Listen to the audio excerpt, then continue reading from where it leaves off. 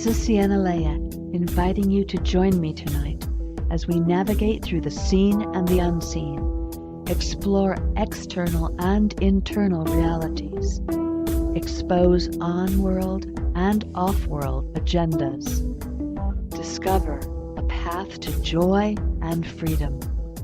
Now, join me as we illuminate the Shadowland and reclaim our birthright as free and sovereign beings.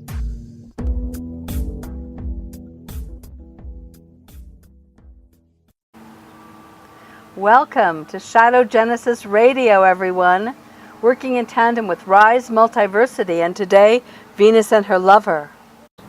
I am here today with Becca Tzigany. Welcome, Thank beautiful you, Sienna. lady and friend. This lady knows how to journey deep into the collective shadows that hold humanity hostage and then lift the templates in which we all find our automatic impulses and behaviors. No small task. Of course, no good deed goes unpunished, as it is said.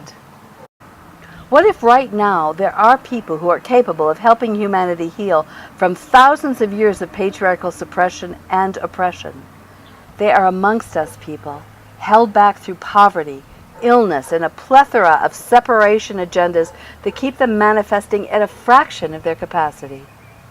The best among us are huge targets right now, but we have the power to shift that if we wake up to what is happening. I am proposing here that it is brilliant women like this beautiful lady sitting before me, Becca Tzigany, and others like her, who really, really do have solution.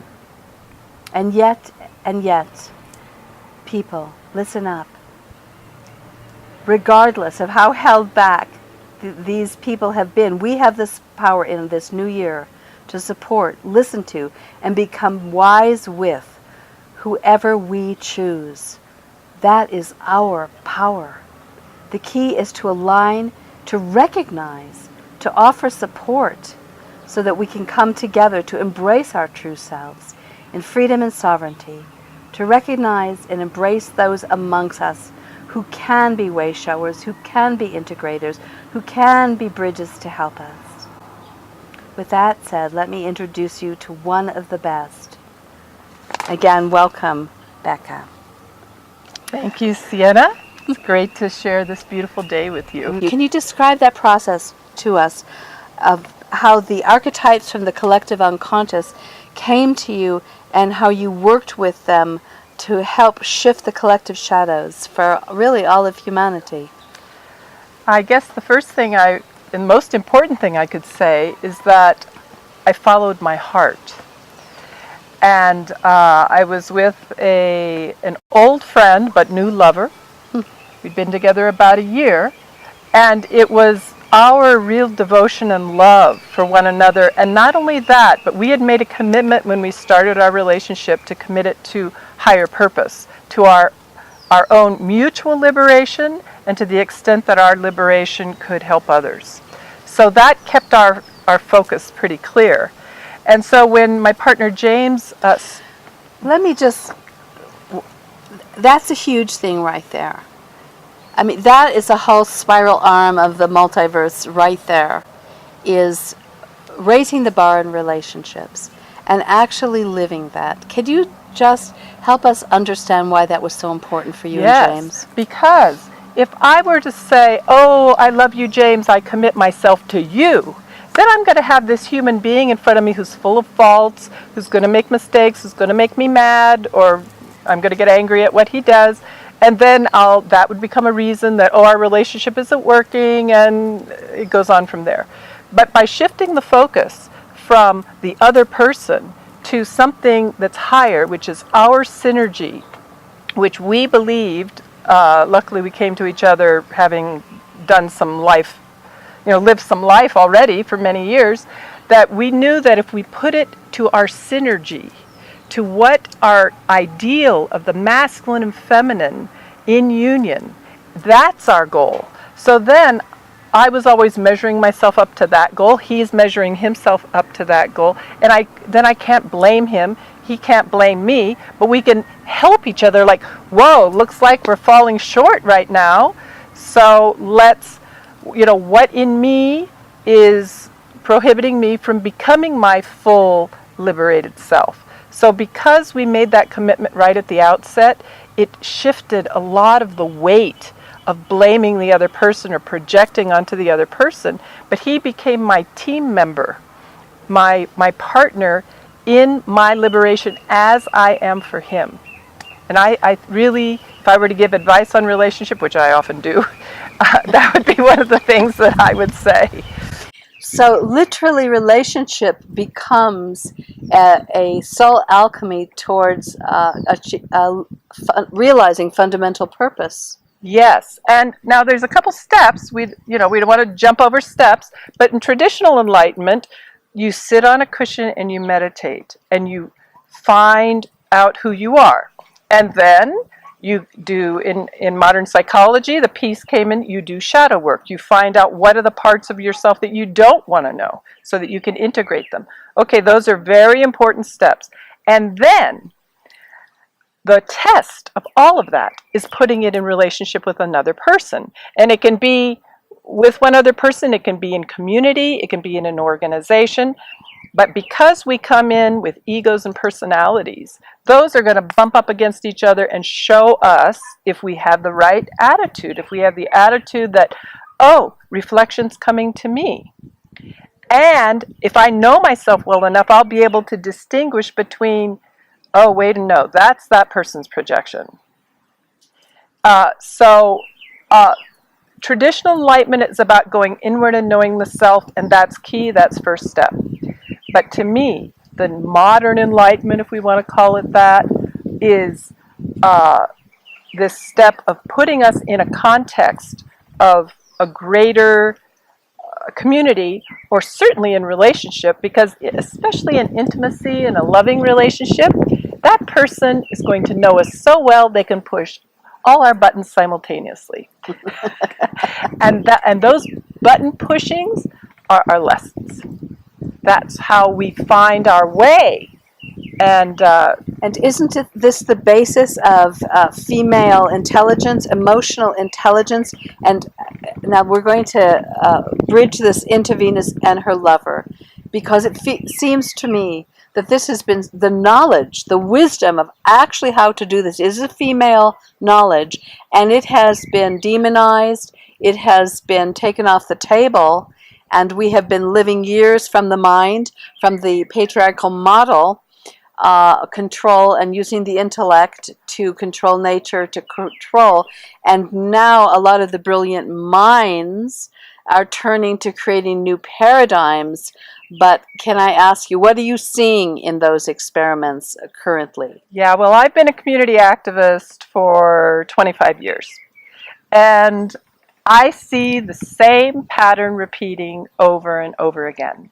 We have brilliant community founders who have sustainable technology, who come together, usually pulling some indigenous wisdom, and everything is great when they start out. And then they discover that their community is made up of people. And all those people have egos, and all those people have personalities, and if they don't make a goal that one of the, in my opinion, main purposes of the community is to help each one be liberated from their what's holding them back. If that isn't made a goal, then they'll take it personally that, oh, well, that person is just putting obstacles and that person just doesn't know how to cooperate.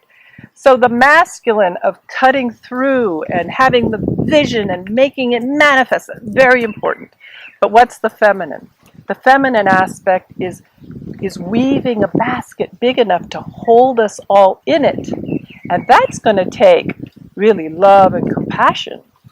And so it's being able to, when somebody's shadow is coming out to play, which is a continual thing, it's always happening, it's more like the mother's attitude of, okay, acting out, all right. First, let me love you so that you feel safe enough that now I can actually talk to you about what's going on here. And I think that's key in community, and I hardly ever see it. And I see communities, such high-minded, wonderful, visionary communities, not make it. Well, there are many, many steps to the wise women community contribution that needs to be interfaced now and offered to the new paradigm projects, and that is my dedication, and I'm partnering with Rebecca and a few other wise women towards developing a body of work in the coming year.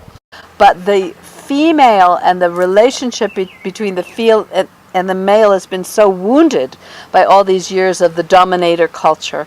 And this is where I want to get back into your body of work. Yes. Because it was your own practical wisdom that said, oh, wait a minute. Before we can even eventuate, manifest the kind of relationship, the kind of community, the kind of retribing that is in our lonely, separated hearts for all these eons, there's a huge cleanup job. Yes. And you and James dived into it. And it became a project that is called Venus and Her Lover. Now, what have you been up to all of these 16 years? I mean, this is what, a 700-page book? Yeah. That's book one. The kernel of Venus and Her Lover is erotic art and poetry. And it's erotica looking through a tantric lens. And Tantra is an Eastern spiritual path, though actually there are versions of Tantra in most indigenous traditions. And what that is seeing our flow of energy, sexual energy, as life force, as something that when we cultivate it, it opens us up, and it opens our hearts. Now, a person can do that kind of practice alone, and it's important to do that practice alone. And when you share with another, that multiplies your energy. So James was getting inspired with paintings based on photography, and he was originally inspired by our love. That's the first thing. So he creates these paintings, and then I start writing poetry that comes out of me, but I read the words and it's like, this isn't just for me. And over the course of many years, we realized that the archetypes and the first ones that we got were Venus and Mars, who were known as Venus and Mars. Essentially, the concepts of love in the feminine erotic expression, and the expression of beauty and art, and this holding of, the beautiful of civilization, and the concept of warriorship, which is the cutting through, the standing up for justice, and this is how relationship would be if we got our shit together. And so creating the art, the paintings and the poetry with these kind of messages. First, it was Venus and Mars who were appearing in the paintings and poems, speaking truths about love and warriorship. Then other characters start appearing in the paintings, and I can't emphasize this enough, this wasn't out of our minds. We didn't sit and think, oh, now we should put Hermes in, or now, no. It was a totally organic process in which people were attracted to the project because it's based on photography. They modeled, actually lived, invoking certain archetypes. Then they appeared on the canvas. I wrote the poems. And in that process, these archetypes, they're not just some dusty book lying on a shelf. There's some concept.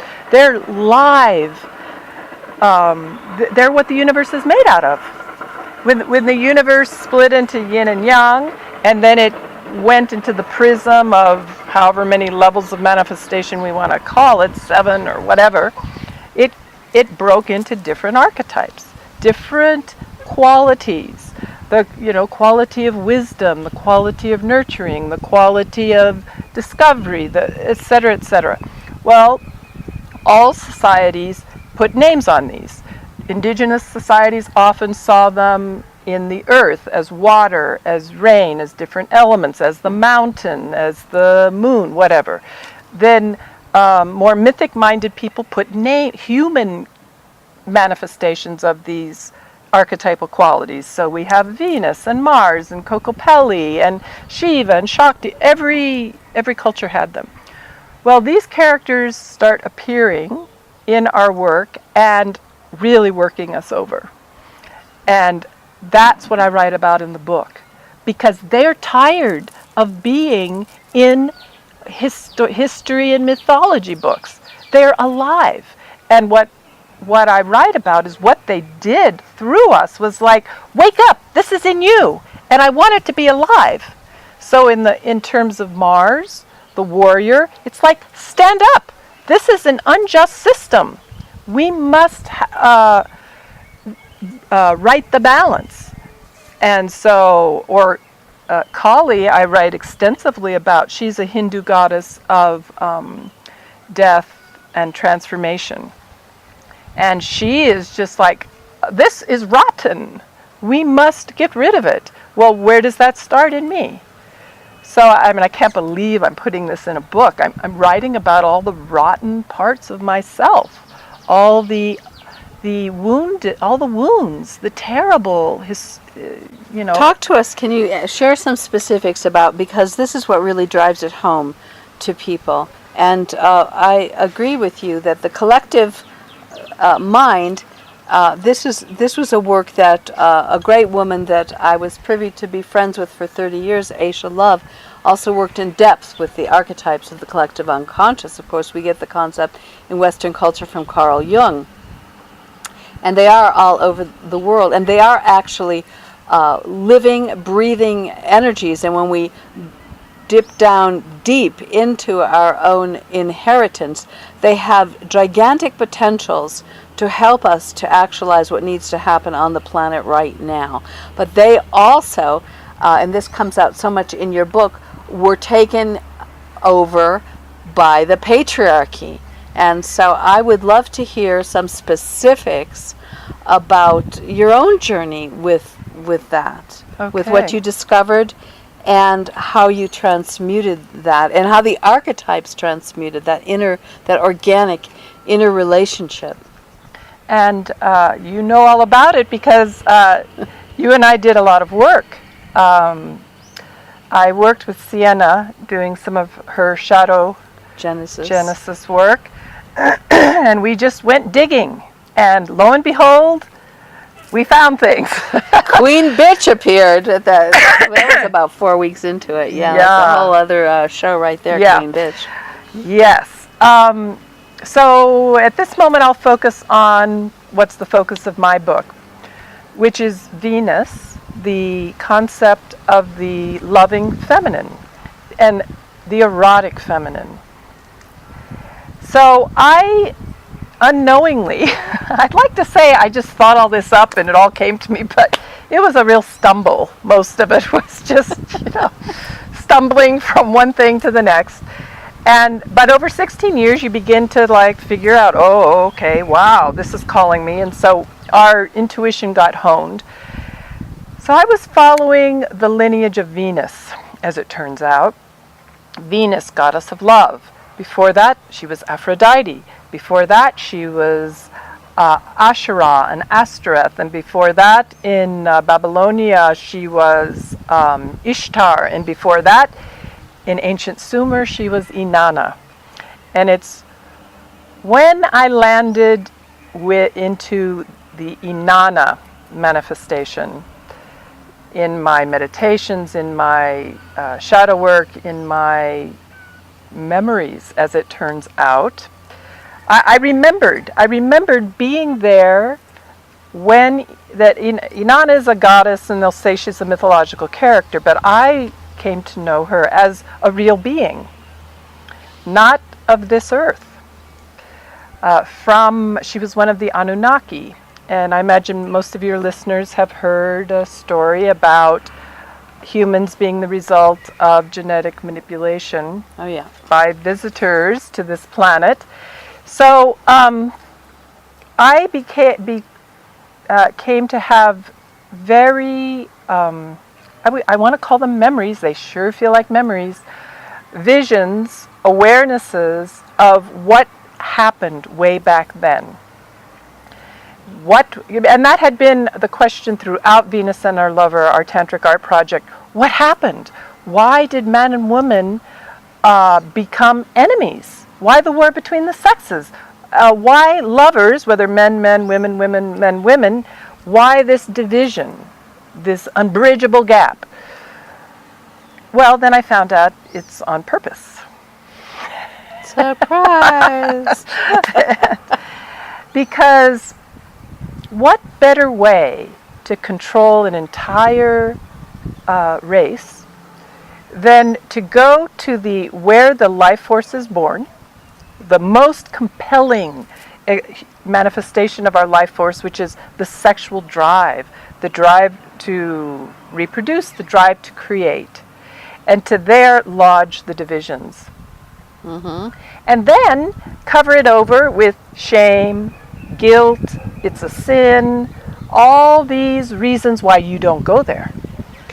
So through the course of the book, the memoir of Venus and Our Lover, I follow my own path, peeling away the shame, the guilt, the it's a sin, the don't go there. And what I found was the I would say innocent desire of the feminine to yearn, to want, to love, to desire. And like in Hindu cosmology, Shiva is the masculine, the concept of the multiverse. And Shakti has this, oh, but let's make it material, let's feel, let's smell the flowers, let's taste the food, that's the feminine, right? It's very seductive. And that seductiveness is beautiful. It's the seduction into manifestation. And it's pure and it's wonderful. Now this is opposite of male spirituality. I just want to put a note in here that male spirituality has been about leaving the body, about seeing all of this as evil, all of the seductress, Eve eats the apple, all of the sex is calling and pulling it, and the way that we're going to remain pure is to be above it all, to be disincarnate. Right. Now, and I would say, though, we need both. We need to have that masculine ascending current that leaves the earth behind and says, oh, this is illusion. This is just something I'm making up to play. Don't take it too seriously. But then, having realized that, go back into a descending current, into the earth and say, oh, but I love the taste of chocolate. And I love orgasms. And I love roses blooming, So I'm going to, now that I realize it's all illusion, I'm going to play in the illusion. In Hindu philosophy, there's the concept of Leela, which is we're here playing. Now, so what I'm describing is fun. And health. And healthy and wonderful. And why aren't we all, leaping up with joy? You can't control people who are happy. That's right. And so that impulse, especially this feminine impulse to save or to love because it gives us so much pleasure, had to be perverted. It had to be made wrong. So you'll feel guilty about it. And then you can be controlled with guilt. And my memories took me to a place where I had a hand in that. Where my feminine energy, I surrendered it, and it was then given to those who could, I call it the packaging of Venus for the marketplace. Yeah, but and just to, and I want to say, I so appreciate you as a human being, as a friend and a fellow sister and partner in this recreation, because you are one of the few women, frankly, that I've known that really wants to look at her shadow all the way down to the bone. And I really commend you for that. And I remember some of those sessions. You were under some severe torture. It's not like you just kind of decided to become the Madonna 50,000 years ago. It was horrendous how they brought you into this. Yeah, I was raped and tortured, and on a rack. Until you obeyed. Yes. And even then, you try to hold huge aspects of your integrity. I don't know how much you want to dive into. It's very personal, but I just wanted to get it real for people. Yeah. Because that's where where the contracts really take hold, are in scenes of extreme torture. And what I've found by people who have read the manuscript, which is soon to be published as a book, is that other people have the same memory. And I think that the feminine was and is tortured. Because this kind of beautiful, innocent let's play in manifestation was brought to its knees. And so now, what's seduction? Is something dirty. It's something that's going to, men are afraid of it because we're going to grab men's power and manipulate it. And then you have henpecked husbands. And I mean, it all got flipped upside down and made dirty and pornographic. And that sexuality is the power of creation. Now, if we were to all realize that we are creators, the controllers would have nothing to control. And that's why sexuality is kept in the shadows. And for better or for worse, it was my dharma, my mission in life to dive into that. And believe me, this is, my family doesn't want to know about it. There's we've lost friends. I write about all of this in the book, that, we've had to leave town because we were judged. Because we are, with this erotic art project, this tantric art project, we go where you're not supposed to go. Unless you are being, perverted. Which just goes to show you how there's so much healing that needs to happen. And it has to start by us looking at those places where we're afraid to go, which is where your work is so vital and so important. The shadow genesis. So are you open to telling us more about IANNA? Because yes, my listeners have some pretty in-depth understanding of the origin, because the dark feminine, we're up against two aspects here, and I would never want to imply that female good, male bad. Women have all the connection to life, male are the patriarchy. No. And I really honor Michael Tsarian in his work with the death cult, where he proposes a theory that before the patriarchy, that there was a mass genocide of men engineered by the feminine, and that we have memory of that. And although there's thousands and thousands of years of horrific memory of women being horrifically tortured, that makes them very, very frightened to bring the authentic feminine back online and be the way showers, it's not a lopsided deal there. And as you know, I am very dedicated, just because I'm practical. We've got to address the dark feminine so that we can show up and bring forth this new paradigm and be the containers and the holders of this space and the discerners and the unconditional lovers, and have the intelligence to understand how to help people become healthy and connect and move energy. So I know this is way bigger than a Tantra sex project, but you just went to the core. Yeah, and what I've learned to say, I gave up using the word patriarchy too much, even though it's an accurate term. For me, more accurate is the dominator culture. Okay. Because domination of this, in a shape of a pyramid, with those lording over others and sucking energy up from the bottom, enlists everybody. Men, women, children, our entire society is based on this dominator culture. And so what we're putting forth in Venus and Our Lover, and I know what you are bringing forth into the world, is we don't have to have that system. That's not the only way to build a society. No.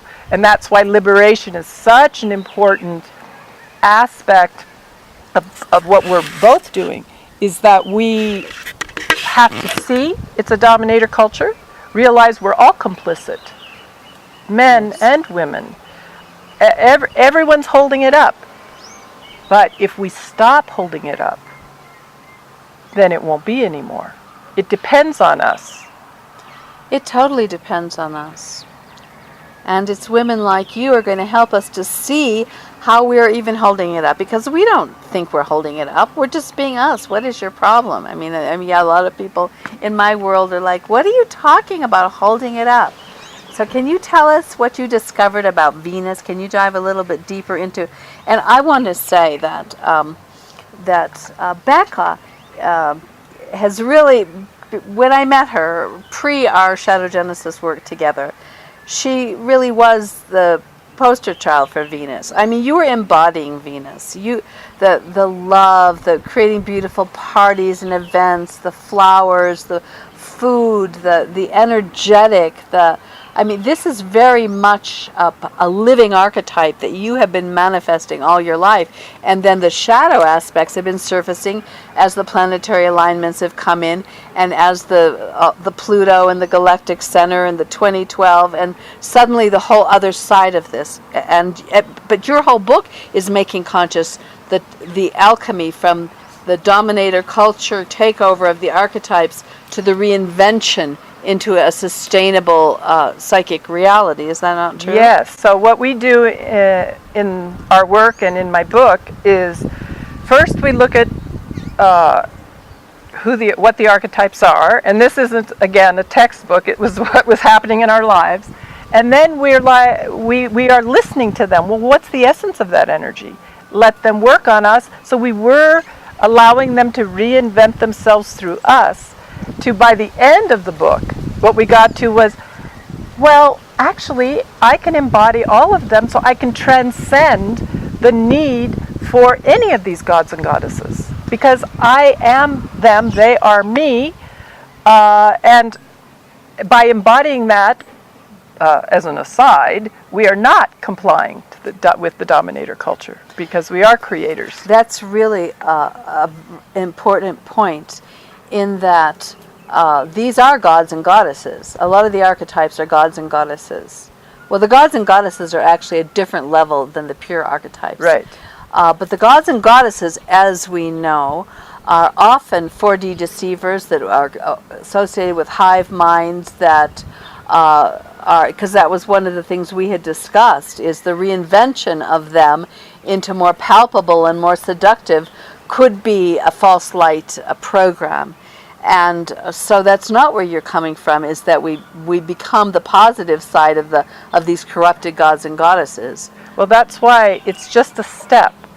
I think we have to first heal the wounds from, I mean, if you believe in Yahweh and you believe that he did all those things in the Old Testament, you know, ordering the slaughter of 40,000 people and et cetera, you got to heal from that kind of abuse, from a kind of punishing father archetype, right? So it's important to see who that is, and then, well, what could a father be if he was not castigating and vengeful and jealous? Oh, wow, he could be breadwinner and he could be protector, and you know, so it's an evolution that we have to heal from, because the gods and goddesses were co-opted into the dominator culture too. Exactly. They're just holding it up. So as we discover who they were, how they are part and parcel of the dominator culture, and then peel away the layers to go back to what's the essence of a father. He's not someone who's whipping you with a leather strap. You know, so you get, although he often is in our because the archetypes inform behavior. That's right. These archetypes and the ancestors are actually templates that people are following unconsciously. Isn't that correct? That's right. That's why it's important to bring it into our consciousness. And then when we find what that, we're using the example of Yahweh or Zeus, same guy, or Allah, same guy, which is the punishing father. when we can go deep into where those wounds are within us, then we can allow a more nurturing father, a stronger father who doesn't have to be strong through domination, and then heal from that and say, well, that quality isn't actually associated with Yahweh or Allah or Zeus or Jupiter. It's actually something in me that I am now going to manifest in a healthy way instead of a pathological way. So it's a process. I know in